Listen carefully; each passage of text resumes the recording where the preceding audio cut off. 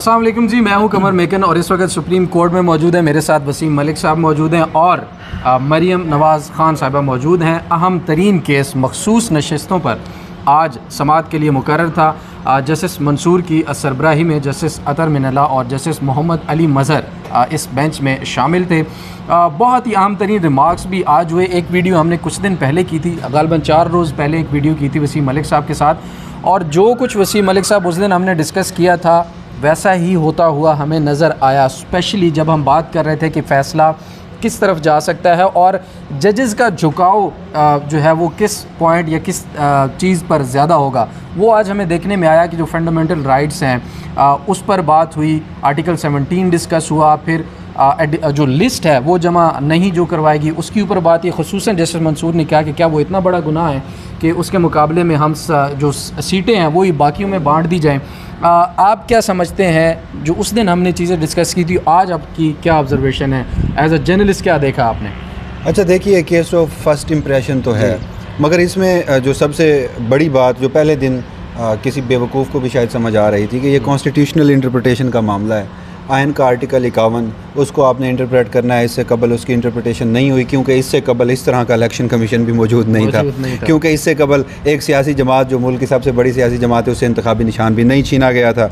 तो इन सारे मामलात को देखते हुए इलेक्शन कमीशन ऑफ पाकिस्तान ने आयन पाकिस्तान को बालाए ताक रख कर इलेक्शन एक्ट और इलेक्शन रूल्स के मुताबिक फ़ैसला दे दिया। देखिए, 2 वजूहत बताई गई। पहली ये थी कि सुन्नी इत्तेहाद कौंसिल पार्लिमानी जमात नहीं है, यानी उनके इंतखाबी निशान घोड़े के ऊपर कोई इलेक्शन नहीं लड़ा, कोई नहीं जीता। जो दूसरी अहम वजह थी कि लिस्ट जमा नहीं करवाई गई। तो आज के रोज़ बेंच की जानिब से भी जो ऑब्जर्वेशन सामने आई वो यही था कि वो जो कॉन्स्टिट्यूशनल लेंस से देखा जा रहा था कि एक तरफ आपके सामने है वो आईन पाकिस्तान की आर्टिकल 51 की वो असास, वो बुनियाद जो दस्तूर में दस्तूर साज़ों ने उसे शामिल करते वक्त सोचा था। एक कॉमन सेंस भी होती है ना। देखिए, आपने इतनी नशिस्तें हासिल की हैं और उसके तनासुब से वो जो प्रोपोर्शनल रिप्रेजेंटेशन का बार बार जिक्र किया जा रहा था, तो उसी की बुनियाद पर ही मखसूस नशिस्तें मिलनी हैं। लेकिन यहाँ पाकिस्तान है, जस्टिस अतर मिनल्ला ने भी बजा फरमाया कि चलें, इलेक्शन कमीशन ऑफ पाकिस्तान ने इस हद तक फ़ैसला, फिर भी कहीं समझ आता है कि जैसे उनके अपने एक मेंबर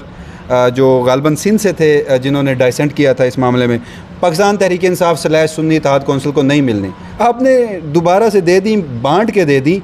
इससे भोंडी हरकत, आसान अल्फाज में बताता हूँ, इमरान को सीटें मिली, इमरान को मैंडेट मिला, वो उनके जो शदीद तरीन सियासी दुश्मन हैं, बल्कि अब तो सियासी नहीं जानी दुश्मन भी कह लीजिए, जिस तरह हमारी रियासत पाकिस्तान जिस नहज पर इन सियासी जमातों के साथ मिलकर पहुँच चुकी है, तो उनकी झोली में डाल दी गई। तो इंतहाई आप कह लीजिए कि गैर आइनी और गैर कानूनी वो फ़ैसला था।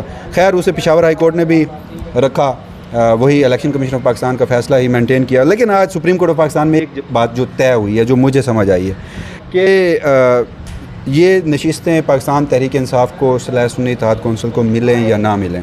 बहरहाल ये जो मामला था ना कि ये मांगे तांगे की 2 तिहाई अक्सरियत के लिए 224 226 पूरे किए गए थे, ये वापस इन सियासी जमातों को नहीं मिलना। यानी ये कोई वो मन्नो सलवा तो है नहीं, ये माले गनीमत तो है नहीं। आज एक ही सवाल जस्टिस मंसूर बार बार पूछते रहे कि ये जो रीएलोकेशन थी ये किस कानून और आइन के तहत की है, वो आज इलेक्शन कमीशन के वकील जो सिकंदर साहब थे वो बताने में नाकाम रहे हैं। नहीं, खैर आज तो प्रॉपर कोई उनकी जानिब से मेरिट्स के ऊपर दलाइल भी नहीं दिए गए, केस काबिल समाअत है या नहीं है इसके ऊपर, और जो उसके फ़ैसला मुअत्तल करने के ऊपर, यही सारी बातें होती रही हैं। बहरहाल केस आगे बढ़ेगा 3 जून को। इलेक्शन कमीशन ऑफ पाकिस्तान क्या प्रपोजिशन ड्रा करता है, उन्होंने एक फ़ैसला दिया है बकौल चीफ जस्टिस काजी फ़ायज़ साहब के, वो कायनी इदारा है। और अगर आज ये केस चीफ जस्टिस काजी फ़ायज़ साहब के सामने होता तो आप दोनों ज़रा बताइए। अच्छा, क्यों नहीं था? मुझे ये मैं मरियम की तरफ आने से पहले आपने 2 बातें अभी कर दी हैं। एक उस दिन की बात कि मोहम्मद अली मज़हर उसी तरफ जाएंगे जिस तरफ बाकी 2 जजेस जाएंगे, इस पर भी मैं ज़रूर बात करूँगा। आज आपको कैसा लगा? और दूसरा, काजी साहब क्यों मौजूद नहीं थे जबकि वो PTI इमरान ख़ान के हर अहम तरीन केस में मौजूद होते हैं? देखिए, अब हम कोई जादूगर तो है नहीं कि पहले बता दें। अगर आप रोज़ अदालत आएँ और आप देखें कि वो जो 8-7 का टोला था, बंदयाल साहब का 8 का तो टोला था और काजी साहब का उस वक्त 7 का टोला हुआ करता था, और आखिरी दिन तक एट द 11th आवर जो मोहम्मद अली मज़हर साहब बंदयाल साहब के साथ खड़े थे, और फिर जैसे ही काजी साहब आए तो उनके साथ खड़े हो गए, बेंच में बैठे। आज जब अब देखा कि इस बेंच में अगले चीफ जस्टिस साहब भी मौजूद हैं, तो ये बल्ले के इंतखाबी निशान वाले फैसले में मौजूद थे, इसलिए हम तनकीद कर रहे थे कि उनका जो माइंड सेट है वो क्या है। तो उस दिन तो वो बिल्कुल काजी साहब के लेंस से चीज़ें देख रहे थे, आज वो अतर साहब के और मंसूर साहब के लेंस से चीज़ें देख रहे थे, तो ये बात तो समझ आती है। जो दूसरा सवाल आपका क्या था, माज़रत में भूल गया, अब तो मैं खुद भी भूल चुका हूँ इतनी दूसरा सवाल मेरा यह था कि काजी साहब क्यों मौजूद नहीं थे। देखिए, मुझे इसकी रीज़न नहीं पता, ना मुझे उसमें जाना है। बतौर सहाफ़ी या बतौर रियासत पाकिस्तान का शहरी, मैं चीफ जस्टिस काजी फ़ायज़ ईसा साहब को अप्रिशिएट करना चाहता हूँ, उनका शुक्रिया अदा करना चाहता हूँ कि इंसाफ के तकाज़ों को मद्देनज़र रखते हुए वसी तर अवामी मुफाद में उन्होंने आखिरकार किसी एक केस से तो खुद को अलग किया, और जिस केस से अलग किया उसका नतीजा आपके सामने। अच्छा, PTI जब भी अदम एतमाद करती थी काजी साहब ज़रूर शामिल होते थे, इस दफ़ा वो खामोश थी तो काजी साहब शामिल नहीं हुए। आप क्या कहेंगी बेंच की फॉर्मेशन पर और आज की समाअत के बाद? आपको क्या लग रहा है मखसूस नशिस्तें अब उन लोगों को तो नहीं मिल रही, उनसे वापस लेने के लिए कह दिया गया, और इलेक्शन कमीशन थोड़ी देर पहले की खबर के मुताबिक कि उन लोगों को डी नोटिफाई भी कर रहा है जो 77 लोग हैं। आगे क्या देख रही हैं आप, क्या होने जा रहा है? देखिए, एक तो ये कि बेंच की फॉर्मेशन की जहाँ तक बात है तो बेंच में चीफ जस्टिस इसलिए भी शामिल नहीं है कि माजी में जो अभी तक बेंचेस बनते आए हैं, जब से चीफ जस्टिस काजी फ़ायज़ ईसा ने ओहदा संभाला है supreme court practice and procedure act के तहत, उस 3 रुकनी कमेटी में चलती चीफ जस्टिस काजी फ़ायज़ ईसा की ही थी। उसकी वजह ये थी कि उनके पास अपने साथी के तौर पर जस्टिस सरदार तारिक मौजूद थे। अब कुछ मसला ये भी उठा है कि कमेटी के अंदर जस्टिस मुनीब अख्तर हैं, और जस्टिस मुनीब अख्तर और जस्टिस मंसूर अली शाह की मौजूदगी में फिर इतने सारे सवालात, इतनी सारी उंगलियां आपके कंडक्ट के ऊपर उठ रही हैं, तो आपके ऊपर एतराज़ भी किया जा रहा है। आपको अगर याद हो कि पाकिस्तान तहरीक इंसाफ ने अभी हाल ही में जितनी दरख्वास्तें दायर की हैं, उन दरख्वास्तों को दायर करने के साथ भी ये कहा है कि चीफ जस्टिस इन बेंचेस का हिस्सा ना हो जो PTI की दरख्वास्तें सुन रही है, क्योंकि चीफ जस्टिस के ही फैसले की वजह से, जो कि उन्होंने बल्ले के इंतखाबी निशान के केस में दिया था, और जिस किस्म के उनके रिमार्क्स थे, जैसे वो 2 समातें की गई सुबह से लेके आधी रात तक तकरीबन, और फिर फैसले दिए गए, तो उससे PTI का ये एक बिलीफ है और उनका ये कहना है कि चीफ जस्टिस को उनके केसेस में नहीं होना चाहिए। तो वो आई थिंक कंटेंशन डिस्कस ज़रूर हुई होगी कमेटी में, और फिर कमेटी ने उसी के तहत ये फैसला भी किया है कि ये बेंच बने और इस बेंच के सामने वो केस हो। अब अपीलों से मुतालिक बेंचेस क्या चीफ जस्टिस काजी फ़ायज़ ईसा ही बनाते हैं या वो कमेटी बनाती है, ये एक अलग मुद्दा है। यहाँ पर एक मसला ये भी है कि ये जो मौजूदा केस है, ये आइंदा यानी मुस्तकबिल के जो चीफ जस्टिस हैं जस्टिस मंसूर अली शाह, उनकी लेगेसी को सेट करने जा रहा है, क्योंकि मखसूस नशिस्तों से मुतालिक जो केस है या जिस तरीके से इस पूरे मामले को अभी तक डील किया गया है, इलेक्शन से पहले जो कुछ PTI के साथ हुआ, नॉमिनेशन पेपर्स फाइल करने या उससे पहले 9 मई के से आप शुरू कर लें। वैसे तो कहा जाता है तारीख को 2018 से देखो, लेकिन PTI की तारीख को तो कम से कम आप पिछले साल से ही देखें। तो जो पिछले 1 साल में हुआ, इलेक्शन से पहले जो सिचुएशन क्रिएट हुई, फिर जो नॉमिनेशन फॉर्म्स फाइल करने के वक्त पे जो कुछ PTI के कैंडिडेट्स के साथ हुआ, फिर उसके जिस भी तरीके से वो इंतखाबात के अमल तक पहुंचने में कामयाब हुए तो बल्ले का इंतखाबी निशान उनसे छिन गया, फिर वो एक पॉलिटिकल पार्टी के तौर पर भी इंतखाबात में नहीं गए। तो ये जो पूरी हिस्ट्री है, उस हिस्ट्री के अंदर अब जो जस्टिस मंसूर अली शाह हैं, उन्होंने आकर अपनी एक लेगेसी ये बनानी है कि भाई एक पार्टी है, उसको आपने बिल्कुल ही साइडलाइन करने की पूरी तरह कोशिश की, लेकिन आवाम ने जो भी है, बेशक एक अपने जबर के दौर में आवाज़ के तौर पर ही उस पार्टी को मुंतखब करके असम्बली में पहुंचाया है, तो आप उसको उसके जो मुतनासिब नुमाइंदगी है उससे महरूम कर सकते हैं या नहीं। यहाँ से मुस्तकबिल के चीफ जस्टिस की एक लेगेसी तो सेट होनी है, जैसे चीफ जस्टिस काजी फ़ायज़ ईसा की बल्ले के इंतखाबी निशान से हुई।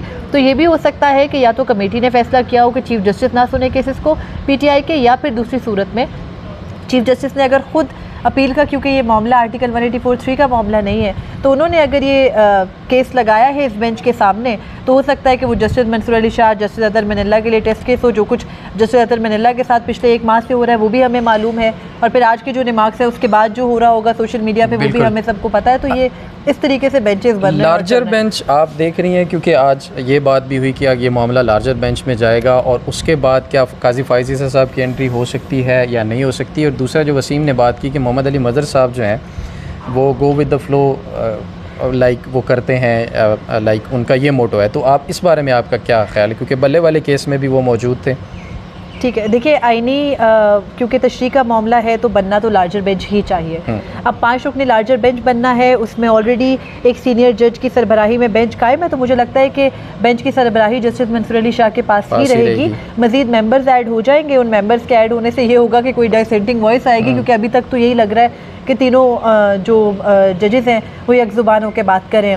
जस्टिस मोहम्मद अली मजहर की जहाँ तक बात है तो देखिए जो जूनियर जजेस यूजुअली सुप्रीम कोर्ट का हमेशा से एक अनफॉर्चुनेट सा रुझान ये रहा है कि जो जूनियर जजेस होते हैं उनकी कोशिश होती है कि वो जो आइंदा आने वाली उनको ताकतवर शख्सियत नज़र आ रही होती है उसके साथ खड़े हो जाते हैं। जस्टिस मोहम्मद अली मजहर के बारे में वसीम ने पहले आपको बताया, वो जस्टिस बंदयाल के साथ थे, उन्हीं के कैंप में थे। उस टाइम वो चीफ जस्टिस कादी फैज़ीसा के ख़िलाफ़ थे जब वो अभी सीनियर जज थे।